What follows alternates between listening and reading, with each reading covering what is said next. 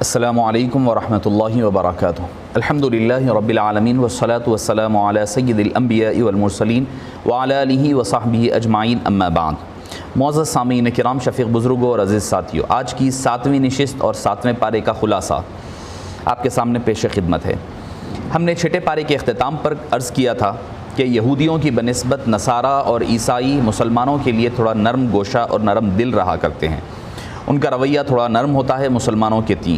اس کا ذکر 7ویں پارے کی پہلی آیت میں ہوتا ہے کہ جب حضرت سیدنا امام جعفر طیار رضی اللہ عنہ وارضاہ جب حبشہ کی طرف روانہ ہوئے تو آپ نے نصارہ کے سامنے قرآن کریم کی تلاوت فرمائی تو وہ خشیت الہی کے مارے ان کی آنسو رواں ہو گئے، وہ رونے لگے۔ تو قرآن کریم کا وہاں سے آغاز ہوتا ہے وَإِذَا سَمِعُوا مَا أُنزِلَ إِلَى الرَّسُولِ تَرَىٰ أَعْيُنَهُمْ تَفِيضُ مِنَ الدَّمْعِ مِمَّا عَرَفُوا مِنَ الْحَقِّ۔ تو یہ بتلانا یہاں پر مقصود یہ ہے کہ نصارہ عیسائی جو ہے یہودیوں کی بنسبت نرم گوشہ مسلمانوں کے حوالے سے رکھتے ہیں، مگر یہ اہل ایمان کی بھی پہچان ہونی چاہیے کہ جب وہ قرآن کریم کی تلاوت کرے تو اس کے معنی مفاہیم سمجھے اور ان کی آنکھوں سے آنسو جاری ہو جایا کرے۔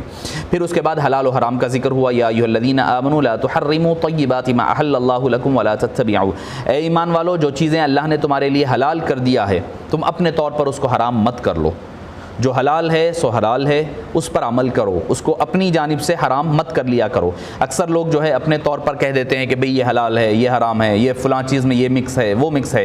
اگر کوئی دلیل ہے تو اور بات ہے، اگر کوئی پائے ثبوت کو۔ مجھے اچھی طرح یاد آ رہا ہے کہ ہمارے استاد محترم شیخ الحدیث حضرت العلامہ عمدۃ المحدثین خواجہ شریف صاحب علیہ الرحمہ کے نزدیک مٹھائی لائی گئی، وہ کوئی غیر مسلم کی دکان سے لایا گیا، اور جب کہا گیا حضرت، جب نوش فرمانے لگے تو کہا گیا حضرت یہ لوگ جو ہے اس میں گائے کا پیشاب وغیرہ ڈالا کرتے ہیں۔ تو آپ نے پوچھا کیا تم نے دیکھا ہے اس کو ڈالتے ہوئے؟ انہوں نے کہا نہیں حضرت، سنی ہوئی بات ہے۔ آپ نے فرمایا سنی ہوئی بات، ایک مومن سنی سنائی بات پر یقین نہیں کرتا۔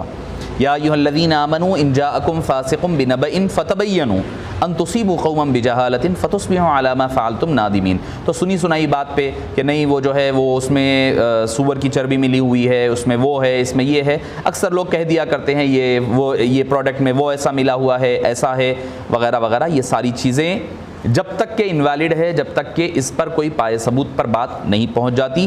اگر یقینی طور پر کوئی ثبوت مل جاتا ہے تو اس کے اوپر یہ بات کو مانا جائے گا، ورنہ جب تک یہ بات نہیں مانی جائے گی۔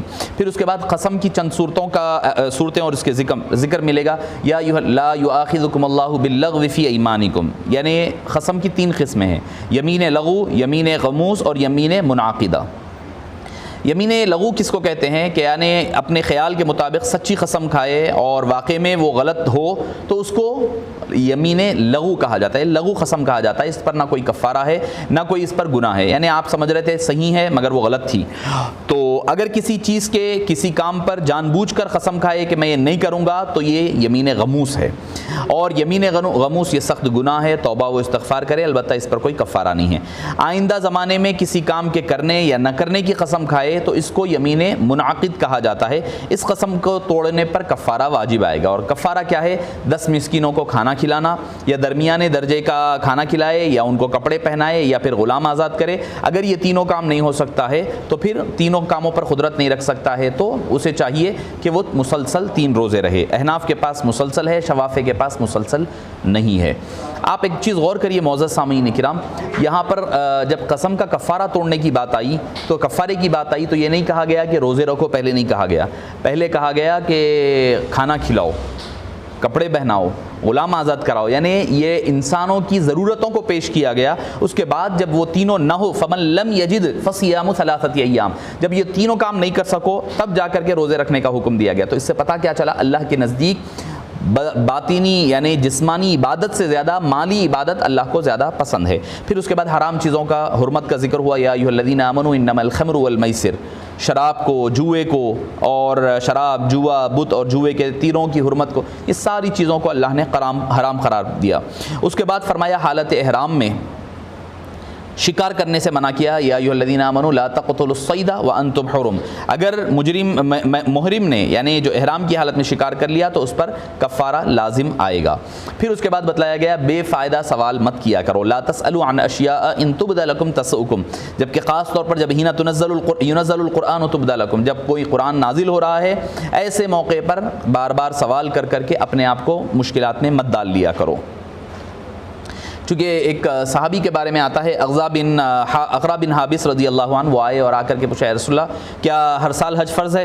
آپ صلی اللہ علیہ وسلم نے چہرہ پھیر لیا، خاموشی اختیار فرمائی. انہوں نے پھر سوال کیا، پھر خاموشی. تیسری بار آپ صلی اللہ علیہ وسلم سے بار بار سوال کرتے، آپ نے فرمایا اگر میں ہاں میں جواب کہہ دیتا تو تم پر ہر سال حج فرض ہو جاتا. اس سے حبیب پاک کا اختیارات کا اندازہ ہوتا ہے کہ آپ صلی اللہ علیہ وسلم اگر فرما دیں کہ ہر سال فرض ہے تو وہ فرض ہو جاتا. یہ حبیب پاک صلی اللہ علیہ وسلم کا اختیار ہے. تو بعض وقت جو ہے لوگ خواہ مخواہ سوال کرتے ہیں، بے تک کے سوال کر کر کے اپنے لیے بھی مشکلات پیدا کرتے ہیں اور دوسروں کے لیے بھی مشکلات کا ایندھن قرار پاتا ہے.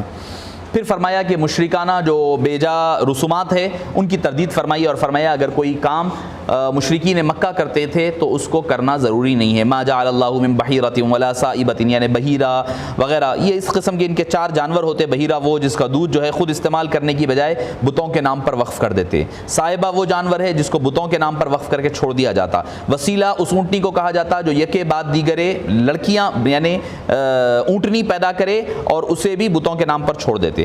ہم اس اونٹ کو کہتے ہیں جو ایک خاص عدد سے جفتی کر چکا ہو، اسے بھی بتوں کے لیے وقف کر دیتے. فرمایا کہ اسلام میں ایسا کچھ نہیں ہے، یہ سارے جانور ہے اللہ تعالیٰ نے تمہارے لیے ذبح کرنے کے لیے، سواری کے لیے رکھے ہیں. تم اگر چاہو تو سواری اختیار کرو، چاہو تو اس میں کھانے کے لیے اختیار کرو. پھر فرمایا انبیاء کرام سے کل قیامت کے دن سوال ہوگا، یوم یجمع اللہ الرسل فیقول ماذا اجبتم قالوا لا علم لنا انک انت علام الغیوب، کہ امتوں کے بارے میں سوال ہوگا. جب آپ لوگوں نے اپنی اپنی امتوں کو اللہ اور دین کی طرف دعوت دی تو ان لوگوں کا کیا جواب تھا؟ تو انبیاء کرام کہہ دیں گے ہم نے تو اپنا کام پہنچا دیا ہے اور ہمارا کام جو ہے، آپ کو تو علم ہے، انک انت علام الغیوب، آپ کو تو ہر چیز کا علم ہے اور غیب کا علم ہے کہ کیا کیا معاملات ہوا تھا. تو پتہ چلا کہ کبھی سوال کیا جانا ہر وقت سوال نہ معلوم ہونے کی دلیل نہیں ہوتی، بلکہ کبھی سوال لوگوں کو جواب بتلانے کے لیے بھی ہوا کرتا ہے.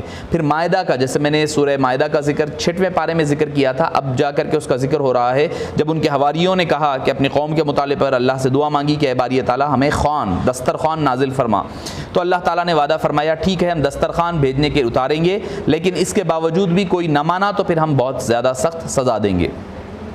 بعض مفسرین فرماتے ہیں کہ حضرت عیسیٰ علیہ السلام کی قوم پر بھی اللہ تعالیٰ نے خوان کو نازل فرمایا.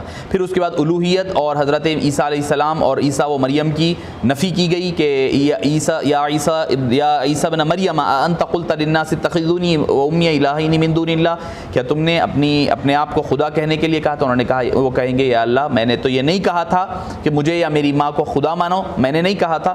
ان لوگوں نے اپنے طور پر مانا ہے. اس کے بعد اللہ تعالیٰ کی مختار کل ہونے کا، مختاریت کا اعلان ہو رہا ہے. ان تعذبہم فانہم عبادک وان تغفر لہم فانک انت العزیز الحکیم. اگر اللہ چاہے تو معاف کر دے، اللہ چاہے تو عذاب دے، یہ اس کا اختیار ہے، اس کی مرضی ہے، اس کا قدرت ہے، وہ اس کے قدرت و اختیار میں ہے. جسے چاہے گا وہ عذاب دے، جسے چاہے وہ معاف فرمائے. جب حبیب داور صلی اللہ علیہ وسلم یہ آیت نازل ہوئی تو آپ رات بھر روتے رہے. تب اللہ نے پھر دوسری آیت کریمہ نازل فرمائی، الم یجدک یتیما فآویٰ، فرمایا کہ ولسوف یعطیک ربک فترضیٰ، کل قیامت میں آپ کا ایک امتی بھی دوزخ میں نہ جائے گا. تب حبیب پاک صلی اللہ علیہ وسلم اس بات پر راضی ہوئے. پھر اس کے بعد فرمایا کہ نجات سچ میں ہے. قال اللہ ھذا یوم ینفع الصادقین صدقہم. اس کے بعد سورہ الانعام آتا ہے. انعام کہتے ہیں چوپایوں کو، مویشیوں کو انعام کہا جاتا ہے. اس سورے میں مویشیوں کا ذکر ہے، اس وجہ سے اس کی بنیاد اس کا نام سورہ الانعام رکھا گیا. اس سورے کی جو مین جو تھیم ہے وہ ہے توحید، اللہ کو ایک جاننا، رسول اکرم صلی اللہ علیہ وسلم اور دیگر انبیاء کی رسالت اور قیامت کے بارے میں اور قدرت الہیہ کے بارے میں. اس کے علاوہ مشرکین کے جو غلط عقائد اور ان کے جو توہمات تھے اس کی تردید ملے گی.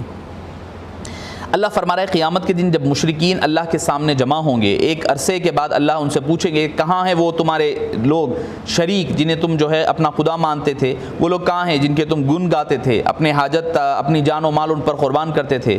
وہ کہیں گے کہ اے باری تعالیٰ ہم تو نہیں کہے، جیسے یوم نحشرهم جميعا ثم نقول للذین اشرکوا این شرکاؤکم الذین کنتم تزعمون ثم لم تکن فتنتهم الا ان قالوا واللہ ربنا ما كنا مشرکین. اللہ ان کے منہوں کو بند کر دے گا، سیل اپ کر دے گا، وہ جواب نہیں دے پائیں گے. پھر اس کے بعد مجرمین کی تمنا قد خسر الذین کذبوا بلقاء اللہ حتی اذا جاءتهم الساعة بغتة قالوا یا حسرتنا علی ما فرطنا فیہا. اے باری تعالیٰ اگر ہمیں تو اور موقع دے، ہم یہ حسرت لے کر کے آئے ہیں، تو اگر ہمیں موقع دے گا، تھوڑا موقع ڈیلے کرے گا تو ہم جو ہے سارا کچھ بن جائیں گے، مگر ان کی اس حسرت کو پورا نہیں کیا جائے گا۔ پھر اس کے بعد اہل باطل کی مجلس سے بچنے کا ذکر ملتا ہے، فرمایا فَأَعْرِضْ عَنْهُمْ حَتَّى يَخُوضُوا فِي حَدِيثٍ غَيْرِهِ کا حکم ہوا۔ پھر اس کے بعد حضرت ابراہیم علیہ السلام کی تفصیلات ملتی ہے، اور پھر ہاں بیچ میں ایک بات آتی ہے، قُلْ لَا أَقُولُ لَكُمْ عِنْدِي خَزَائِنُ اللَّهِ وَلَا أَعْلَمُ الْغَيْبَ وَلَا أَقُولُ لَكُمْ۔ تو اس آیت کریمہ کو لے کر بعض حضرات جو بدعقیدہ حضرات ہیں وہ یہ کہتے ہیں دیکھو آپ صلی اللہ علیہ وسلم کو علم غیب بھی نہیں ہے، آپ کے اختیار میں کوئی چیز نہیں ہے، قرآن کہہ دیجئے۔ تو حبیب پاک کے فرمایا جا رہا ہے وہ مطلب یہ ہے اس کا کہ ذاتی طور پر میرا کوئی علم نہیں ہے، ذاتی طور پر اپنا کوئی اختیار نہیں ہے، جو کچھ ہے اللہ کا دیا ہوا ہے۔ اور اللہ خود فرماتا ہے عالم الغیب فلا یظہر علی غیبہ احدا، اللہ تعالیٰ علم غیب کسی پر ظاہر نہیں کرتا الا من ارتضی من رسول، مگر رسولوں میں سے جن کو وہ منتخب فرما لیتا ہے۔ تو اب حبیب پاک سے بڑھ کر کون منتخب ہو سکتا ہے؟ پھر فرمایا وعلمک ما لم تکن تعلم، اے حبیب ہم آپ کو وہ علم دیں گے جو آپ نہیں جانتے تھے، سنقرئک فلا تنسى، ہم آپ کو وہ علم سکھائیں گے جو آپ بعد میں بھولیں گے نہیں۔ پھر اس کے بعد حضرت ابراہیم علیہ السلام کا ذکر کہ وہی جب وہ اپنے چچا آزر حضرت ابراہیم علیہ السلام کے چچا ہے، جیسا کہ امام علامہ ابن کثیر نے اپنی قصص الانبیاء میں بھی ذکر فرمایا ہے، اور کئی اہل سنت والجماعت کا یہ عقیدہ ہے۔ کیونکہ حبیب پاک صلی اللہ علیہ وسلم سے لے کر حضرت آدم تک کوئی بھی آپ کے والد مشرک یا کافر نہیں ہوئے۔ کیوں؟ وَتَقَلُّبَكَ فِي السَّاجِدِينَ، اے حبیب ہم نے آپ کو بھیجا ہے سجدہ کرنے والوں کے درمیان، آپ کے صلب میں ہر کوئی سجدہ کرنے والا تھا، پاک طاہر طیب ماؤں اور رحموں سے اللہ نے آپ کو منتقل فرمایا ہے۔ تو آزر جو ہے آپ کے چچا تھے حضرت ابراہیم کے، اور آپ کے والد کا نام تاروخ آتا ہے۔ چچا سے جو مناظرہ ہو رہا، کہنے لگے انی اراک وقومک فی ضلال مبین، میں آپ کو دیکھتا ہوں کہ آپ اور آپ کی قوم گمراہیت میں ہے، میں آپ کو دعوت دین دیتا ہوں، خود کو اور قوم کو کفر سے بچائیے۔ پھر حضرت ابراہیم علیہ السلام اپنی قوم کو دلائل کے ساتھ سمجھایا اور ان کی ستارہ پرستی کی بھی تردید فرمائی۔ پھر اس کے بعد بتلایا کہ جیسے پہلے دن ستارے دیکھے تو کہا کہ یہ میرا رب ہے، دوسرے دن چاند دیکھا تو فرمایا میرا رب ہے، پھر تیسرے دن جو ہے آپ نے سورج دیکھا تو فرمایا یہ سب سے بڑا ہے، یہ میرا رب ہو سکتا ہے، مگر جب سارے ڈوب گئے تو فرمایا یہ ڈوبنے والے میرے خدا نہیں ہو سکتے، میرا رب ہمیشہ سے ہے اور ہمیشہ رہنے والا ہے۔ انی وجہت وجہی للذی فطر السماوات والارض حنیفا وما انا من المشرکین۔ اس کے بعد کی آیت میں اللہ تعالیٰ نے 18 انبیاء کرام کا ذکر فرمایا، یکجا فرمایا وتلک حجتنا آتیناها ابراہیم علی قومہ نرفع درجات من نشاء ان ربک حکیم علیم۔ ان کے اسماء مبارکہ حضرت ابراہیم، حضرت اسحاق، یعقوب، نوح، حضرت داؤد، حضرت سلیمان، حضرت ایوب، حضرت یوسف، حضرت موسیٰ، حضرت ہارون، حضرت زکریہ، حضرت یحییٰ، حضرت عیسیٰ، حضرت الیاس، حضرت اسماعیل، حضرت یسع، حضرت یونس، حضرت لوط علیہم الصلاۃ والتسلیم، ان سارے انبیاء کرام کا ذکر کر کے فرمایا ہمیں حکم دیا گیا ان کے اللہ کے راستے پر چلو۔ اس کا مطلب یہ ہوا کہ جو تعلیمات تمام انبیاء کرام کے درمیان قدر مشترک تھی وہ دیا تھی عقیدہ توحید، اللہ کو ایک جاننا، انبیاء کرام کی رسالت، عبادت میں سے صداقت، سچائی، دیانت داری، وفا کو پورا کرنا، یہ حقوق کی ادائیگی وغیرہ، یہ سب کے نزدیک ایک ہی تھی اور ایک ہی رہی ہے اور ایک ہی قیامت تک یہی دین رہنے والا ہے۔ پھر اس کے بعد اللہ تعالیٰ کی صفات کا ذکر ہوا، ان اللہ فالق الحب والنوا، کہ اللہ تعالیٰ نے کیسے نکال کر کے پھاڑا ہے۔ پھر اس کے بعد لا تدرکہ الابصار، کہ رؤیت الہی یعنی اللہ کا ادراک کرنے کی نفی کی گئی، کوئی اللہ کا ادراک نہیں کر سکتا۔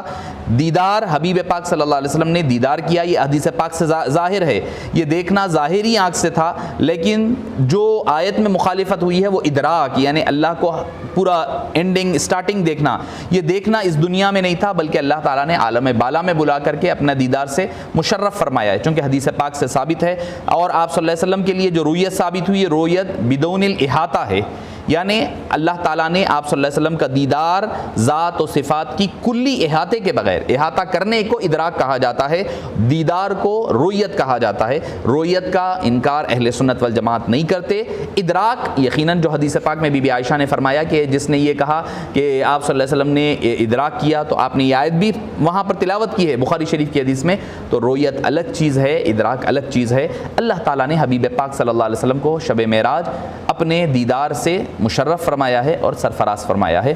وصلی اللہ تعالی وسلم علی سیدنا محمد و آلہ و صحبہ اجمعین والحمد للہ رب العالمین۔